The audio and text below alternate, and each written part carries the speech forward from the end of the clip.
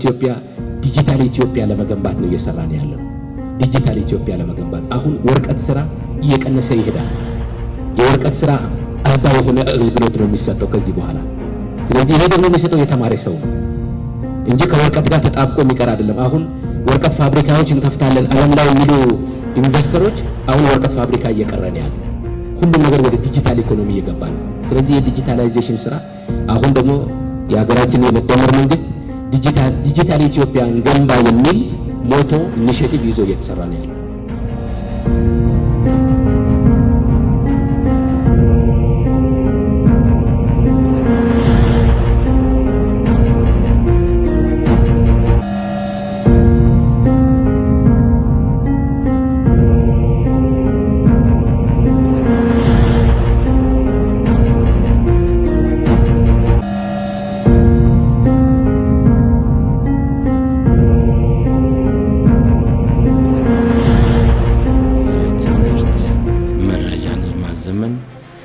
ኢሜስ የምንለው የኤዱኬሽን ማኔጅመንት ኢንፎርሜሽን ሲስተም ዲጂታላይዝ ማድረግ አስፈላጊነትና ጥቅሙ ምንድነው ብለን ስናይ ከዚህ ቀደም የነበረው የትምህርት መረጃ በየጊዜው ቅጽ ይሞላል።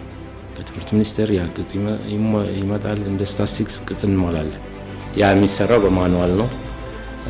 ማኑዋል ሲደረግ አንዱ ስህተቶችም ይኖራሉ፣ መታከትም ይኖራል። በየጊዜው ያንን መረጃ መጻፍ ምን ማድረግ ብዙ ችግሮች ነበሩበት።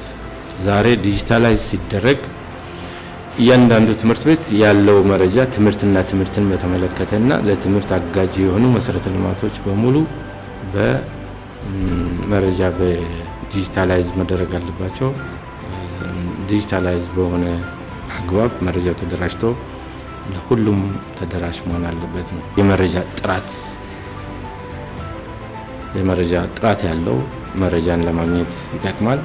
መረጃውን ደግሞ ኦን ታይም በሆነ በጊዜ አክሰስ ማድረግ ይችላል። ማንኛውም ሰው አክሰስ ማድረግ የሚችልበት ሁኔታ ይኖራል። ከዛም ባለፈ በዚህ መረጃ ላይ ጥራት ባለው መረጃ ላይ የተመሰረተ ውሳኔ ለመወሰን ይጠቅማል ማለት ነው። ይሄ ውሳኔ ደግሞ አንዱ ሪሶርስ አሎኬት ለማድረግ፣ ሁለተኛ ደግሞ ፖሊሲ ሪፎርሞችን ለማከናወን መሰረታዊ ጥቅም አለው።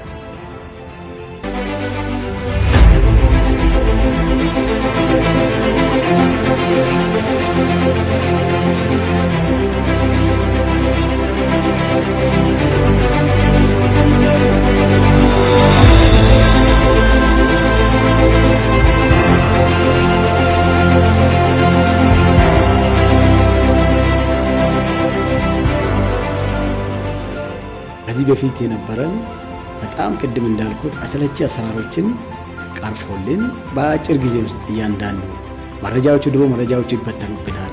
መረጃዎቹ በመሃል ይጠፋሉ። እየሞሉ የመዝለል አለ።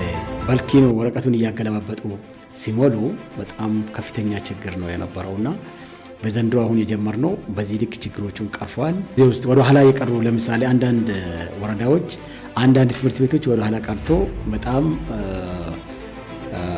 ወደ ሌት የማሆን ነገር ነው የነበረውና እነሱን ካሁኑ ጀምሮ በአጭር ጊዜ ውስጥ ይህን መረጃ ኦንላይን አድርጎ ሲስተማቲክ ሆኖ ሁሉም እንደ ክልላችን ቤኒሻንጉል ጉሙዝ ትምህርት ቢሮ የመረጃ አሞላል 100% የሚለው ነገር አቺቭ እንዲደረግ ነው የምንፈልገው።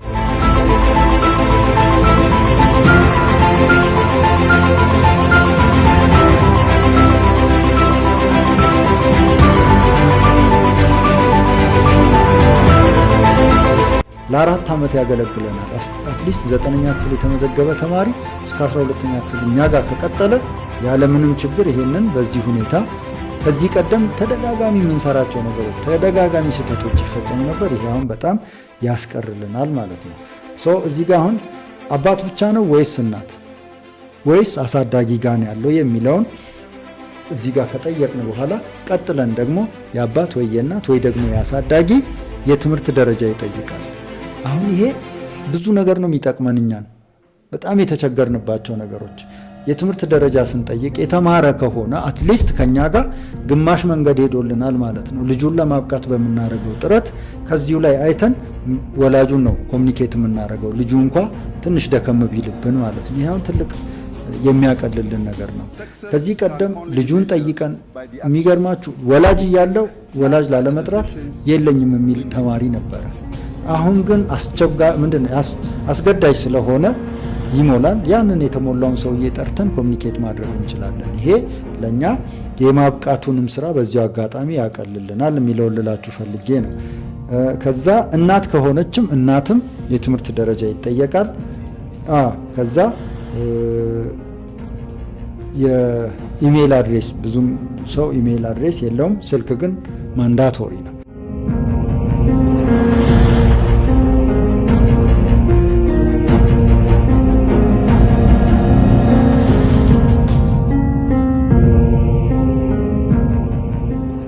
ግን ስህተት እንዳይሰራ ዳታ ኢንስፔክት የሚደረግበት ቦታ አለ፣ ዳታው የሚመረመርበት ቦታ። ስለዚህ እነዚህ ነገሮች አሉ። በጣም ጠቃሚ የሆነ ነገር ነው። እጅግ በጣም እኔ ያግዞኛል። መረጃዎች በሙሉ አንደኛ በጣም ኤረር ፍሪ ናቸው። ኤረር ፍሪ መሆኑ ራሱ በጣም አሪፍ ነገር ነው። ሁለተኛ የሚመለከተው ባለድርሻ አካል ለምሳሌ መምሪያ ያውቃል፣ የትምህርት ቤቱን አጠቃላይ ፕሮፋይል ትምህርት ቢሮ ያውቃል፣ ፌዴራል ትምህርት ሚኒስቴር ድረስ በቀላሉ አክሰስ ማድረግ ይችላሉ።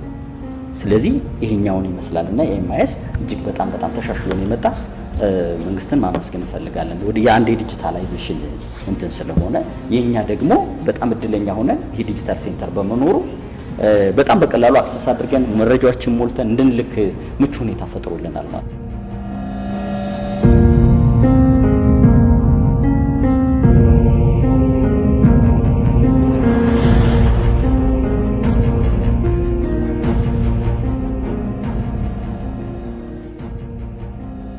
አቅም እንድንገነባ ያስቻለን የክልላችን ትምህርት ቢሮ ነው። የክልላችን ትምህርት ቢሮ ስልጠናዎችን ተዘጋጅቶልን ለ5 ቀን የሚያክል ስልጠና ወስደናል። ይህንን በተመለከተ ማለት ነው። የተለያዩ ቴምፕሌቶች አሉ። ኤምአይኤስ የሚሞላባቸው ቴምፕሌቶች እንዴት ይሞላሉ፣ እንዴት መረጃ ይላካል፣ ማን ኮንትሮል ያደርገዋል፣ ማን ይቆጣጠራል፣ ማለት ከኮንትሮል ውጭ ምን አይነት ፊድባኮች ይሰጣሉ፣ ስህተቶች ሲኖሩ ትክክል ስንሆን ከአኩሬሲ አንጻር የሚሰጡ ነገሮች አሉና እነዛን ስልጠናዎች በትምህርት ቢሮ በኩል ለ5 ቀን ስልጠና ከወሰድን በኋላ ነው ወደ ተግባር የገባን። አቅም እንድንገነባ ያስቻለን የክልላችን ትምህርት ቢሮ ነው። የክልላችን ትምህርት ቢሮ ስልጠናዎችን ተዘጋጅቶልን ለ5 ቀን የሚያክል ስልጠና ወስደናል። ይህንን በተመለከተ ማለት ነው።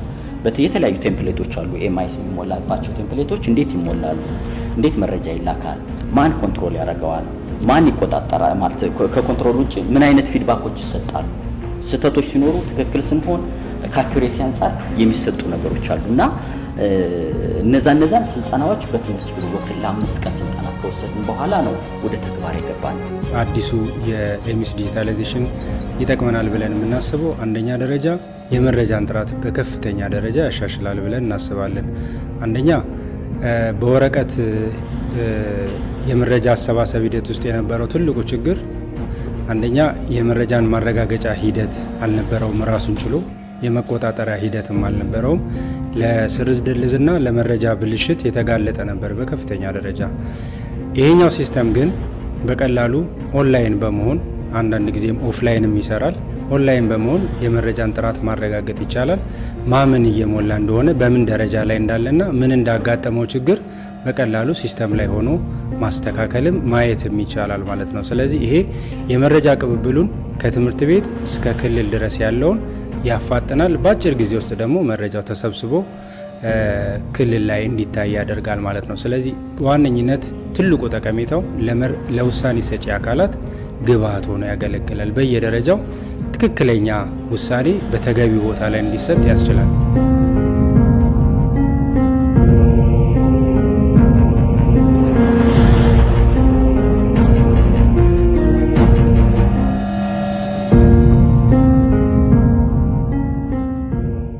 በየአመቱ መመዝገብና በየአመቱ አድካሚ የሆነ ስራ የሚጠይቅ ነበረ። ነገር ግን አሁን ያየሁት በቴክኖሎጂ የተደገፈ የአመዘጋገብ ስርዓት ኤምአይኤስ በመጀመሪያ የቤንሻንጉል ክልል ትምህርት ቢሮ የሚገኙትን በክልሉ ላይ ያሉትን በወረዳዎች ያሉትን ፕሪንሲፓሎች አጠቃላይ ሰብስቦ ስልጠና መስጠቱ ለ4 ቀን፣ ከዛ በዚህ በአጭር ቀን በወሰድነው ስልጠና በትምህርት ተቋማችን ያሉ ተማሪዎችን፣ የተቋሙን ኢንስቲትዩሽኑን፣ የአስተዳደር ሰራተኞችን ጠቅላላ ያለውን ሂስትሪ ከአገልግሎት መስጫ ክፍሎች ጨምሮ በአንድ ቀን በሁለት ቀን በስልጠናው መሰረት ሳምንት በማይሞላ ጊዜ አጠናቀን ያንን ነገር እያንዳንዷን ነገር ወደ ክልሉ ስንልክ ለአፕሩቫል ስናዘጋጅ ክልሉ ትምህርት ቢሮ ደግሞ አፕሩቭ ሲያደርገው ፊድባኩን ቤታችን ቢሮአችን ሆነን ነው ስናየ ነበረው። ይሄ በጣም የዘመነ ስርዓት ነው። ለምሳሌ አሁን እኔ በ2019 ዓመተ ምህረት ተማሪ ለመመዝገብ በዚህ ተሰለፉ በዚህ ጋር እንደዚህ ሆኑ ማለት አልችልም። ኢንተረስታቸውን እናያለን። የሚመዘገበው ተማሪ ኢንሮልመንት ላይ ሄደን በአግባቡ እንመዘግባለን። ስለዚህ በዚህ ቴክኖሎጂ ተጠቃሚ በመሆናችን ብዙ ድካም ቀንሶልናል። እንደ ርዕሰ መምህር ከብዙ ቆሻሻ አሰራር ነፃ አውጥቶናል። ስለዚህ በጣም ማመስገን እፈልጋለሁ የክልሉን ቢሮ ትምህርት ቢሮ ይሄን ለማለት እፈልጋለሁ።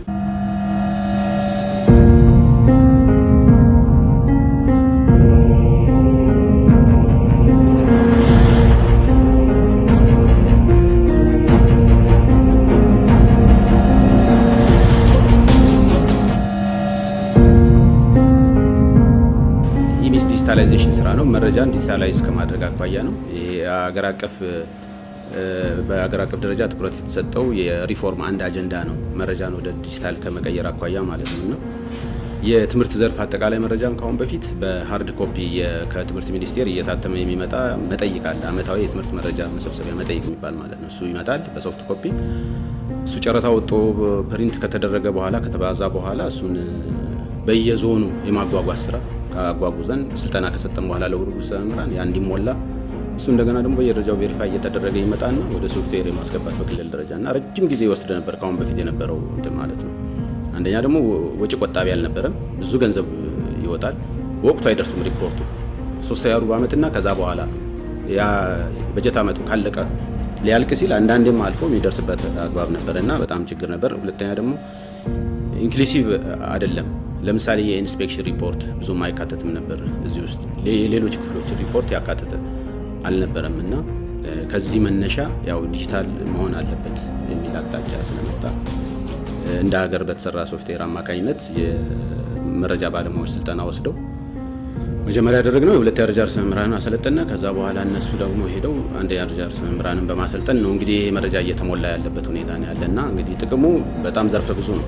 እንዳልኩ ቅድም አንደኛ ከበጀት አኳያ በጣም ከፍተኛ የሆነ ጥቅም አለው። ሁለተኛ የብዙ ክፍሉ የሁሉንም እንደ ቢሮ ያለውን መረጃ በትምህርት ዘርፍ ያለውን ከታች ከትምህርት ቤት እስከ ትምህርት ቢሮ ድረስ ያለውን ሁሉንም አይነት መረጃ የሚይዝ መረጃ ነው።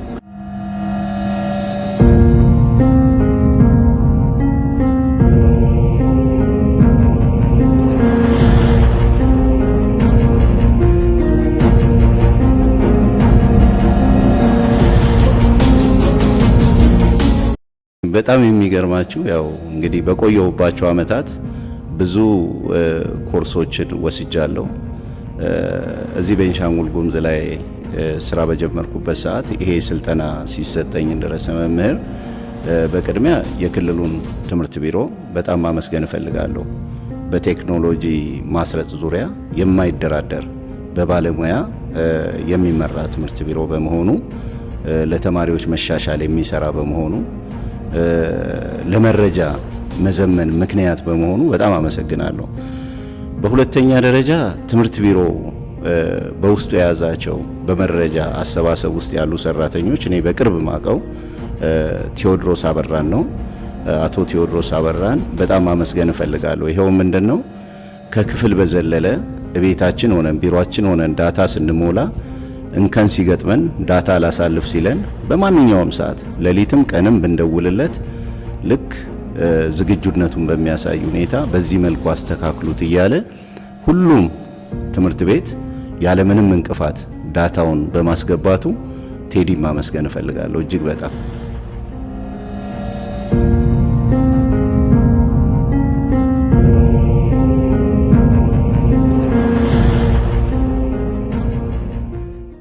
ይህንን አስቦ በጣም ትልቁን ስራ ነው ይሄ መረጃ የሚሰበሰብበት ስራ ነውና እኔ ይህንን ዲዛይን ላደረጉ አካላት በትምህርት ሚኒስቴር እንዲሁም ደግሞ በፍጥነት ደግሞ ስልጠናዎችን ላወረደልን ለክልላችን ትምህርት ቢሮ በጣም ትልቅ ምስጋና ማቅረብ እፈልጋለሁ። በተለይ ይህንን ነገር በትክክል ማስተር እንድናደርግ በደንብ አውቀነው እንድንሰራ ላደረጉት የትምህርት መረጃ ስርዓት ባለሙያ አቶ ቴዎድሮስ በጣም ከፍተኛ ምስጋና ማቅረብ እፈልጋለሁ። በዛ ውስጥ ላሉ ለቅድ ዝግጅት ባለሙያዎቹ በደንብ ነው ተረባርበው ነው ያሰለጠኑት። እዚህ የነበሩት ወደ 21 ሰልጣኞች ነበር። በራውንድ ስለነበረ ፕራክቲካል የሆነ ስልጠና የተሰጠን እውቀቱ አይጠፋም። ስለዚህ በጣም አመስገን እፈልጋለሁ።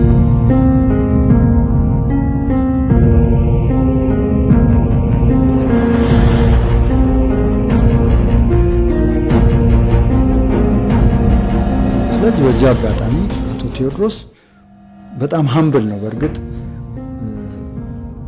በጣም እውቀት ያለው ሰው የሚታወቀው ዝቅ በማለቱ ነው። ምንም አይነት ጥያቄ ጠይቁት እንዴ ይሄን እንዴት አታውቅም አይልም። ኦኬ እሱ ገጠማችሁ በቃ እንዲያርጉና እንደዚህ ያርጉ። በጣም ትህትና በተሞላው ሲያስተናግድ አስቡት።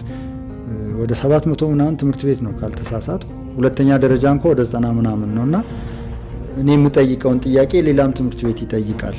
እኔ የገጠመኝ ሌላ ሰው ላይ ገጥሞ ይችላል። በእርግጥ የተለያየ ጥያቄዎች ሲጠየቅ ከሁሉም በአንድ ድምፅ የምሰማው በጣም ትሪት አድርጎ ነው የሚያስረዳን የሚል ነው። ይሄ በጣም ትልቅ ነገር ነው። እንዲህ አይነት ባለሙያ መኖሩ አንደኛ እኛም በጣም ስራውን ቶሎ እንድንለምድና በጥሩ ሁኔታ እንድናከናውን ይረዳናል እና በዚህ አጋጣሚ ትምህርት ቢሮ ይህን ቀድሞ ስልጠና አዘጋጅቶ ስለሰጠን እጅግ በጣም እናመሰግናለን።